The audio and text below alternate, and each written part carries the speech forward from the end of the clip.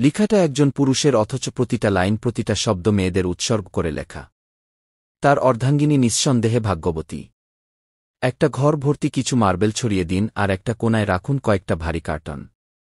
এবার একজন একজন করে কয়েকজন পুরুষ এনে বলেন তুমি যে কোনো একটা কাজ করবা।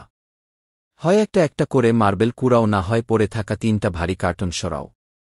আমি একজন পুরুষ হিসাবে বলছি, একটা একটা মার্বেল কুড়ানোর চেয়ে ভারী কার্টন সরানো আমার জন্য সহজ কাজ না। আমরা শুধু সহানুভূতি থেকে মেয়েদের জন্য ঘর ঠিক করে দেইনিও, বরং আমরা জানি আমাদের ধৈর্য কম, শক্তি বেশি। আমার না পারা কাজটা যে মেয়েটা করে দেয় তার কাজের গুরুত্ব আমার কাছে কতটুকু। পুরুষ শাসিত এ সমাজে মেয়েটা নিজেও মাথা নিচু করে বলে সে নাকি কিছুই করে না। রাত 12টার পরেও মশারি গুছতে গুছতে মেয়েটা ভাবে সে একটা গৃহিণী।